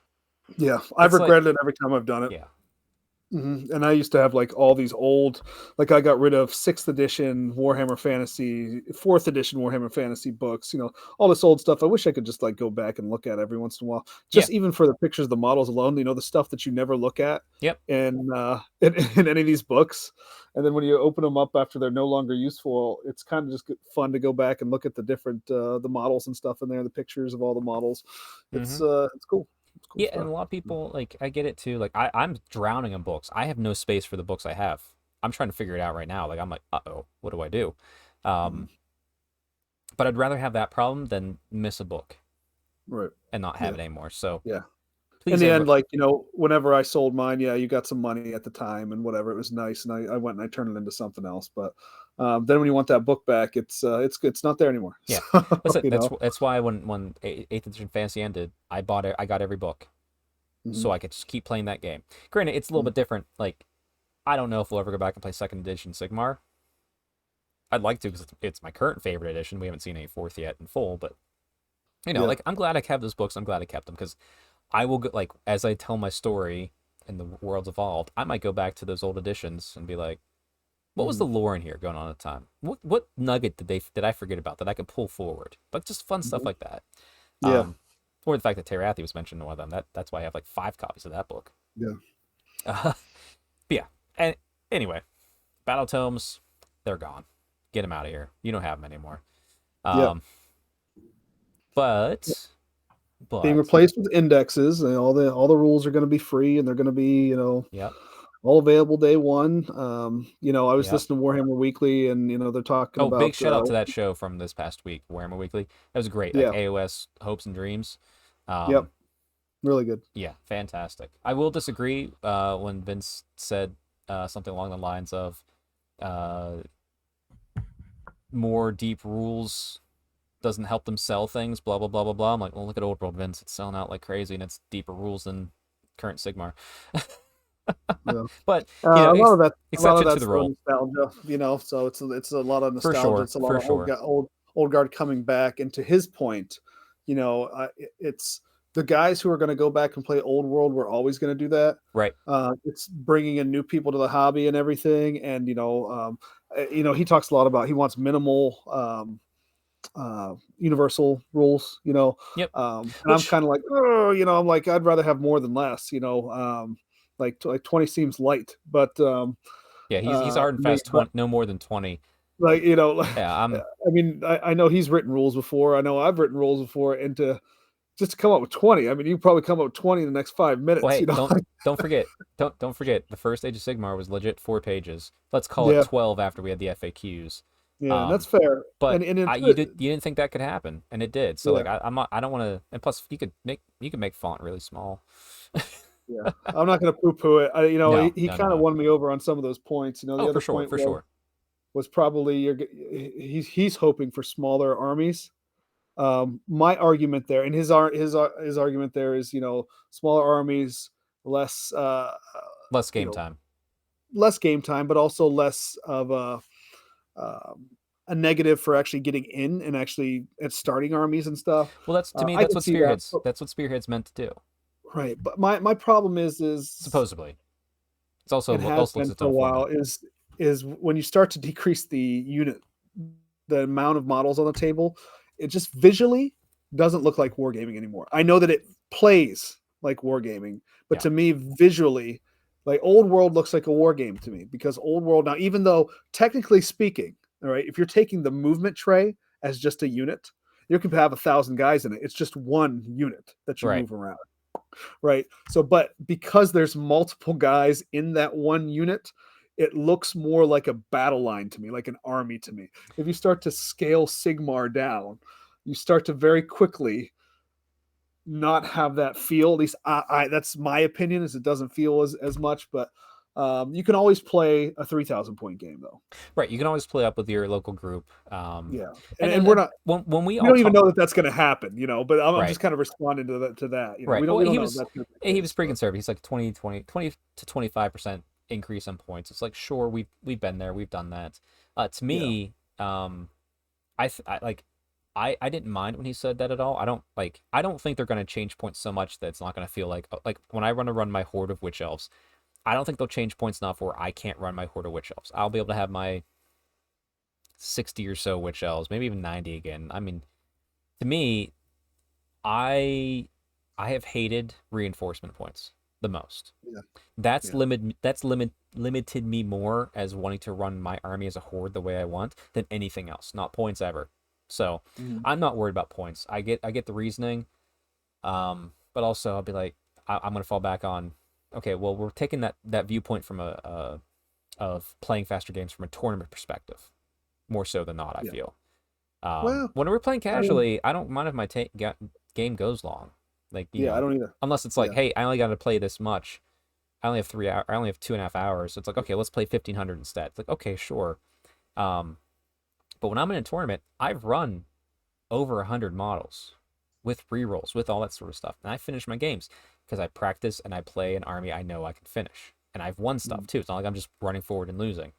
So I kind of lean back on, if you're going to a tournament, you should be playing an army you know how to play quickly within that time limit, no matter how many models there are. I kind of fall more in that camp, but regardless, less points does help people get armies up quicker too, as far as new players. Right. So that's probably the most valid point. If that helps, if the points go up to get more people into the game, that will trump every reason for me to go against it every time. Yeah.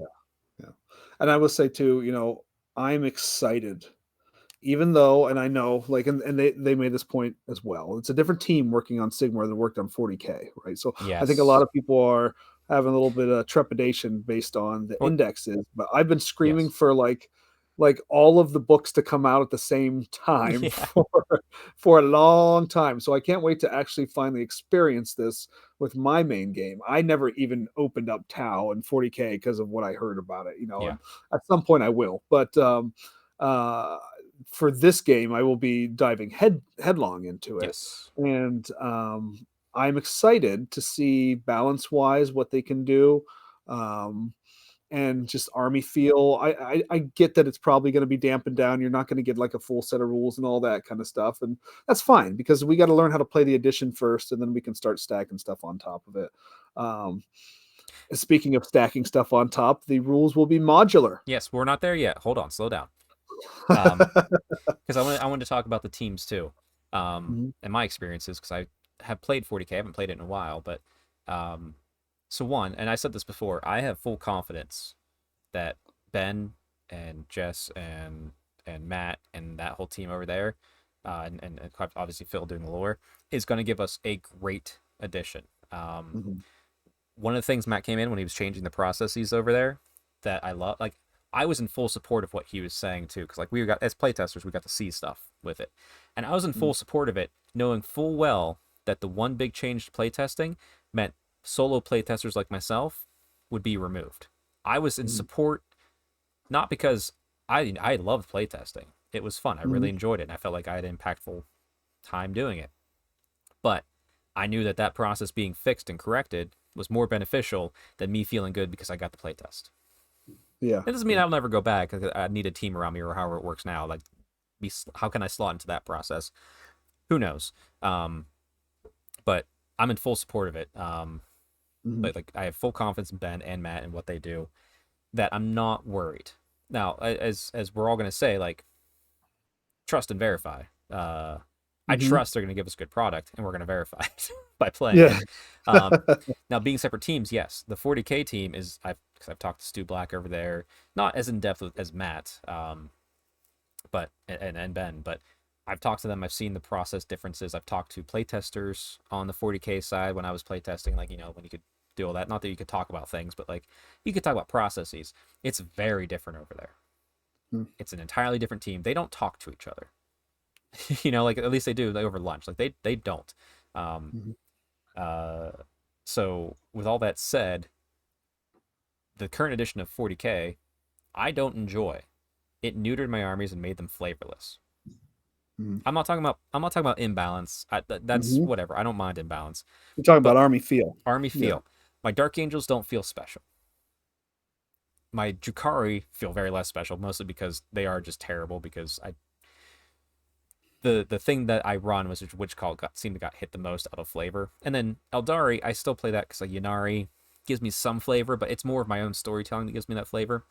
It's a flavorless addition. I don't think that's going to happen on the Sigmar side. I think they'll do better with flavor. Yeah. And they said I'm not worried, but yeah. The other unique thing about, if I can jump in real quick. Yes. The other unique thing about AOS is, it started and it was rushed.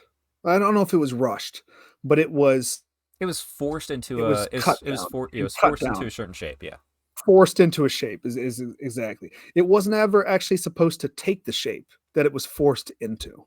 Yeah. Which is why the FAQ took it back to probably where it was at the start. Right.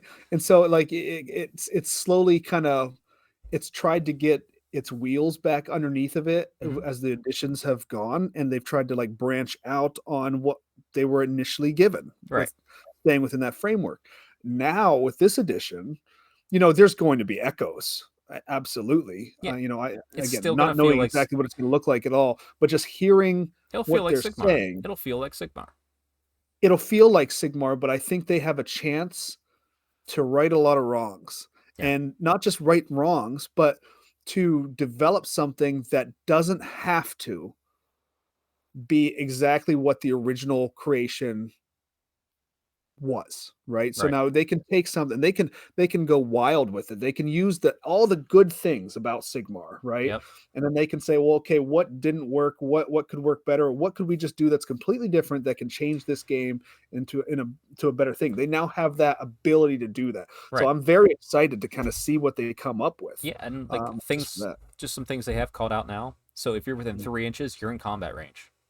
No, thank God. Yeah, make it easy. I don't want to get that jankiness of, oh well, I'm on 25mm base, it's slightly less than an inch, so I can do that. It's like blah blah blah blah blah. Yeah. Or them having to increase the ranges on an FAQ to make things make sense. Yeah, Um, they've talked about that on Warhammer Weekly too, and Vince talked about like the expert players and how they were able to kind of move stuff around and position stuff kind of jankily, you're so that right, they right. can get Which us in the And I mid. never did that. Like I was one of the schlups who's just like I can't be asked to do that. Well, I'm just no, gonna but push like stuff in as as as because the I schlups. also don't want to be accused of cheating, right? Be like, oh well, that guy's not exactly. I'm like, okay, I don't even want that in my life, Yeah. so I'll get left the Well, task. me and Matt do that to each other just to be pedantic, but I know, but like Yeah, it's like if I'm playing you, it's like yeah, they're in whatever, who cares? Like let's just move on with our day. yeah, yeah, I am curious. We have a official objective marker size of 40 millimeter now, which is a poker chip. Now yeah. I think that's a business decision in line with 40K. That's how they do it. Mhm. It does make all of all those objective things people have completely useless now. Yeah, yeah, Um, Thankfully, if you have, and the range is 3 inches instead of six now. yeah. But if you have 40K ones, like I have a set of 40K ones that I picked up from the U.S. Open, obviously, which is Uh-huh. 40 millimeter 3 inches. So those are still solid. So There you go. the Yeah, good news is, if that's the case, maybe on the U.S. Open we'll get some official Age of Sigmar versions of those. So stay tuned. Hopefully they'll sell them at the U.S. yeah. Opens. But um, If you have any of those clear ones, don't throw them away though. they make what they call them protractors, right? Yeah, You yeah, could you can easily fix them. yep. It can be done. Yeah, don't ever stress about it. Right. Or just keep them in case you ever play an old edition. Who cares? Whatever. Use them as mouse Yeah. pads. That's what they are. Yeah. So those are two changes I called out. Plus, Battle Shock's been removed. Another good R- move. Like so far, like I'm Great loving change. every move they're making Yeah, here. I don't mind Yeah. that being on out because it was either useless or way too useful. Like there Or was no in or between. or like maybe you just lost a couple guys and it left a bad taste in your mouth. Yeah, Like why are my Stormcast running? yeah, Why? They're, they're immortal. yeah. Like if they get killed, they're just gonna come back to Yeah, life. where are they Like it running doesn't to make any anyway? sense. Like, where's Where everybody they run, running to in the mortal realms? You're just running to another right, yeah. place to die? Like, just die Where are they here. running? Don't That's a don't, great don't point. die Yeah. tired. Yeah, Um, you're running off the battlefield into this desolate area where there's monsters that will also eat you. yep. Like you might, and you're a Stormcast, you're going to come back to life anyway. Like it always kind of rubbed me the wrong way when I saw Stormcast fail Battle Shock. I'm like, Yeah. really? Like, Yeah. Yeah. uh, okay. So yeah, that's a great move there. Good move. Also making command points much more meaningful. Command abilities more meaningful. Command points are going to be a really strict economy. It feels like that's cool. Yeah. I don't mind Can having one resource. That's fine. can I ask too? Boy, I hope here's a hope from me. I hope that when they use command points, you just say, "Hey, this guy's using this command point, or I'm using a command point." You don't have to point to a guy. You don't have to say this guy's issuing, this guy's receiving, this guy's doing this, Yeah. and he's wholly within that. No, give me a range. All right, I can measure it. Just say, okay, this guy, it's my character model, and I put the range out, and it's within this. It's not wholly within. It's just within. That's all I want. I Yeah. just simplify that shit and get all I the wholly within stuff boy, out of here. I wish Holy Within goes away. I hate Yeah. it so much. But anyway, moving on. Mhm. I do like to like they're using like the color coding, a clear sequencing, which is very key. Like I think you'll hear people call about the Magic the Gathering, the stack, how things happen in Yeah. order. We're all doing that already, but now it's Yeah. clear. Now it's Yeah. going to be written out. That's great to see. And yeah, they mentioned the modular rules, which we'll get into next here. Um, Uh-huh. but battle tomes. So what I do like is all the battle tome, or it's gonna be indexes, all going to be free from the start, or you can buy physical copies. I don't know if it's going to be books like we had originally, where it's like you buy all the order and you buy all this, or if it's going to be like the cards in 40K where you buy the cards at a time. From Um, what I understand, there's going to be cards. is it So cards? Okay, that would yeah. make sense. That would match 40K. There will be free PDFs for each one, and then you can also get the cards and Yeah, all of that. the card thing, it's gonna be very hard because I'm not gonna buy cards for every one of my armies. Right. I'm probably gonna pick my top three and buy cards for that because I'm probably gonna play dotted. Like, if it's an elf, I'll probably buy the cards. Let's put it Yeah. that way. I'll get my Caradron. Yeah, I don't know. I might get Stormcast since I have all those Stormcast over there. Get my Nurgle. I don't know. I guess I get Corn too. I don't yeah. know. I'll I don't. Yeah. This I'll is get. escalating quickly. So, Yeah, exactly. It's like I'm like Daughters of Cain for yeah. sure. Like well, like Sylvaneth, Lumineth, Ideneth. Like oh shit, there's a lot of freaking elves. Mhm. But anyway, we'll worry about that when it comes up to it. Yeah. Yeah, but free's an option. I can always print them out, so that's fine. Mm-hmm. They also mentioned Spearhead too, which I don't know if I had Spearhead on this docket yet. Maybe it's on this article. Um, let's talk about the modular rules. How about that? We can talk about Spearhead at the end. If it Yeah. doesn't pop up in this conversation. So modular rules. What's this other article? I forget. Oh wait, that's a pack we're not looking at tonight. It's modular rules. Okay. So we have the core rules: moving, fighting, shooting, unit coherency, and objectives. That's the core. That's how you play this game. The minimum. Mm-hmm. Okay. Yeah, you need to know how to move, you know how to fight, how Yep. to shoot. You want to play with your kid? That's what you play. Yep. And then the modular, they're calling them advanced rules, which is these different modules that you can slot in as you see fit, one at a time, two at a time, like to the level that you want. Like, and it depends how advanced you are. So like the advanced rules, one module's commands, one's terrain, one's magic. Or sorry, one's commands, two's terrain, three's magic, four's army composition, five is command models, and six is battle tactics. So commands, if you're an experienced player, no brainer. You know what I mean? Like, you're going to have commands for your stuff. Why not? Yeah. Terrain, it's 50-50. Terrain is such a regional thing. Well, yeah, and it all depends Mm-hmm. on what they kind of do with the terrain rules. If they go old world style, where terrain is this, this, this, or this, bring it in.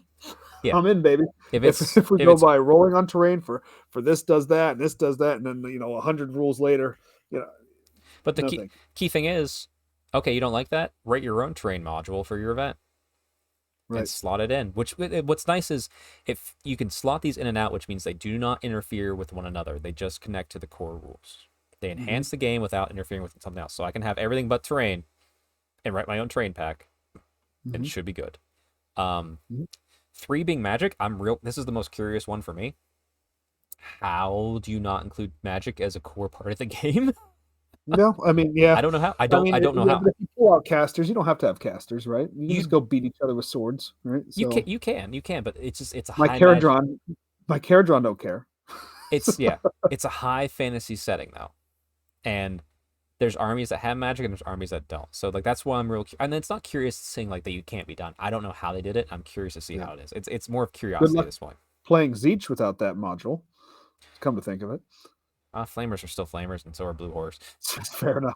Um, army composition, that's another easy one. How do you build your list? Because they never say that anyway. That's always written out every single time in all these packs. Like, this is how you do it. And what I like about that is because I can then write, if they're in here and they're like, you only have 4 reinforcement points, I can be like, cool, I'm gonna rewrite my own army composition pack or module, and it'll be the same exact thing GW writes minus that. Yeah. But who knows? We don't know what's going to be reinforcement points. I hope there's no reinforcement points. I wouldn't mind percentages. I like the list building we have Yeah. in Old World. Yeah. Yeah. That'd be nice. Yep. I'm curious what command models are. And why that wouldn't be attached to commands. So I'm real curious to see what that is. I'm assuming that's unit champions and such. Maybe it's heroes. I don't know. I think you're gonna see like a champion for every unit gets +1 attack, right? It's gonna be part of the universal Oh, special rules, that makes right? sense. Yeah. So musicians all do this. Standards all do this. God knows what they're doing anymore because they're not affecting bravery. Yeah. So, Yeah. Exactly. you know. Oh, yeah. Extra +1 to March, whatever. And then the Yeah. last one that we see here, and I don't know if they said this is a complete set of modules. There might be more that they can always write more. But the last one we see is battle tactics, which now me and you, we're known battle tactics haters. Haters.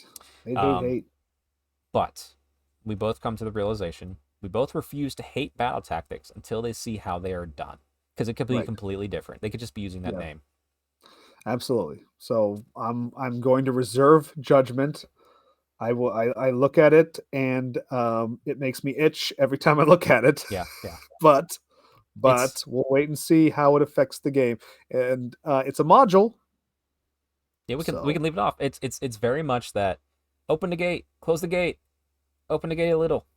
Like that was our feeling. yeah. But Yeah. that's the one I'm gonna look at first to yeet into the sun, potentially, followed by terrain. Yeah, absolutely.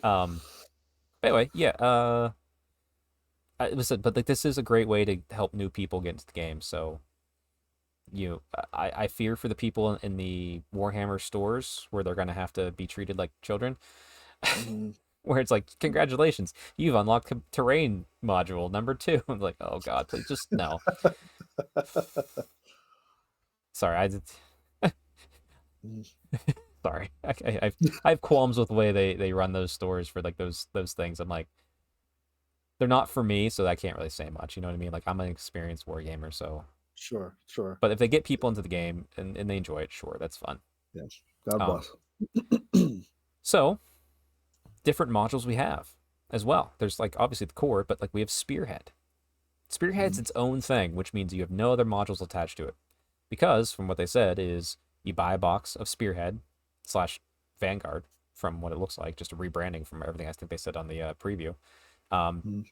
they'll have their own specialized set of rules that match the army, so all of those are balanced. So whether you are new to the game or like Neil, you're just like, hey Chuck, do you want to do a Spearhead like game weekend or whatever? I'm like, yeah, sure, I'll go buy this box. You buy this box, we build it, we paint it up, and we just play it against each other, and it's balanced. Mhm. I love it. Also, U.S. Open Dallas will be having the first look at its 4th edition, and I think they mentioned in the future there could be even Spearhead tournaments, which will be exciting to see. Because I think they said the format is set up in a way that it could be run as a quick little one-day tournament. Yeah. Anything that comes with, decent amount of balance, Yep. can be run as a tournament. And So if I will we say Spearhead is not. I mean, whenever they come up with these kind of things, it's not for me. I'm glad it exists, because I want new people to get into the yes, hobby and experience the hobby, and more and more. I worry that this is just a bunch of dads playing Warhammer. So we yep, want to get the younger keep generation, playing. at least kind of experiencing it a little bit. So Yeah, and um, with yeah. rules probably being free, which they should be. Mhm. That means like you can go and pick up $100 box and then you're playing Warhammer or Age of Sigmar. Sure, Yeah. you're playing the Spearhead version, but whatever. I'm sure Mhm. like they'll balance the rules internally amongst itself. Just like if we look at Combat Patrol for 40K, that's what they did. The rules are slimmed down inside of there, so they're all balanced against each other. Mhm. So that's great to see. Yep. Obviously, Path to Glory, which I like that it's referencing. I wish they had titles, but it's using modules 1, 2, 3, 4, and 5. So it's using everything but battle tactics. Path to Glory, good on you. And then Match Play is the core rules. Oh, Spearhead's just core rules. I see it now. Path to Glory's core rules and all that. Match Play is core rules and every module that they listed. And General's Handbook is core rules, all the modules, plus seasonal rules. So the General's Handbook now will essentially be a module of Okay. sorts. Um, there was I think it goes on to say here that Well, that's kind of neat though. So like you could go back and you can play an old General's Handbook. They're not like completely, you know, well, you just throw it on like, oh, we're gonna play General's Handbook in this tournament, General's Handbook 3, whatever it's called, right, whatever. right. Mhm. What I think this, I can't remember if they call it out here that this is just an assumption in my gut. I can't remember which one it is, but I feel what the General's Handbook will do is it will. I'm gonna scroll up to the other image up top here. So we're always using core rules, and like right now we're using Anthorian Locust. We're on the Magic General's Handbook in 3rd edition, or yeah, in 3rd edition. Well, in the future, the General's Handbook might just be like, hey, you're using commands, terrain, army composition, command modules, models, battle tactics, but you're not using magic. You're using the General's Handbook magic, which completely changes things up. So they Mhm. can slot in one or more modules through the General's Handbook. So it's like, hey, you know what? Terrain's changed now, and army composition's changed. Boom, here you go. Here's the new modules for that for this season. I Mhm. think that's how it's going to work. It's going to be like a plug and play type thing. I feel, which is really good, new, exciting thing.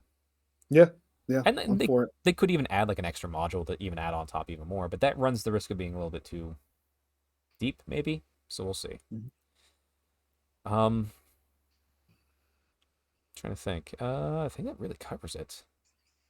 Yeah, potential for this system is huge. Clearly delineate certain aspects of the rules, both beginners and experienced players. But yeah, what I tweeted out, I like that this edition seems to be set up to allow new players to easily enter the game, friendly fashion, without compromising that hardcore match play experience that the high level tournament players want. Yeah. So let's get back to me and you here. So we're near the end. Yeah, I'm excited. As I said, I'm not saying it's going to guaranteed be good, but I'm excited for the story at the very least. Mm-hmm. And I will wait and see what the rules look like, and I will give them a go. And I mean, I played lots of third edition, even though it wasn't my favorite edition, so nothing's going to stop me from playing Sigmar. Yeah. Yeah, no, absolutely. I'm excited. Like, I'm terribly excited about the old world. Me and a Yes. bunch of my other guys, we all play AOS that came up to the barn this weekend, and we all left saying, hey, old world is our favorite war game right now. Right. And it is for me as well. Certainly over third edition AOS at the moment. But I will say I'm now super jazzed to see what happens with AOS. And so 4 months from now, I think you got one of the chats and say, I look forward to you guys flip flopping in 4 months. I said, me too. Mm-hmm. I hope it happens. That's the best case scenario, Yep. because then I got 2 war games I'm just loving at the same time. So, Yep. So here's to hoping that that's the case. But I'm actually, nothing gets the hobby juices flowing more like new edition love, and here it comes. So hopefully, we get a good one here. But lots more information, I'm sure, to come in the next 4 months before it gets released. Yep. And you'll see a lot more. I'm excited because obviously at Dallas, since I will be there as part of the GW staff, I will maybe be one of the people helping with demos, or at the very least I will get a demo so I can see the edition myself, because it's also exciting because as a person who's not playtesting right now, all this being new and unknown is fun. Like in a different way. So I'll definitely report on that when I get there, but hopefully we'll probably see everything by that point too. So here's hoping. Yeah. Neil, any closing thoughts on Old World or Age of Sigmar as we go out, other than realizing that your map campaign may be dying? Yeah, it's especially with Path to Glory completely changing. Oh apparently. yeah, the chat has been dead. Yeah. Oof, oh well. I think there's plenty of fun for us to be had in the next 4 months, regardless. Whether it does die or not. So, and if it does die, then it's dying for a good purpose. For a new edition change. So I'm fine with that. That's fine. I look forward to it. But yeah, I hope you enjoyed this nice mixed episode. Next week we will talk about event packs in the old world. I promise. Perfect. I promise. Everyone have a happy Easter or whatever you celebrate, or have a happy Sunday whenever you're Sunday, whatever. Yeah, I don't care. I celebrate Easter, so happy Easter. Yeah. But yeah, for everyone out there, we will see you next week. We'll talk old world event packs, and there should be enough time that I can maybe write my own, or we can write our own. We can go back and forth a little bit, Neil. Maybe we can offer the Strength Hammer perspective as experienced TOs of the old world. Yeah. Perfect. Absolutely. All right, everybody. Until next time, stay Stormcast strong. Happy hobbying.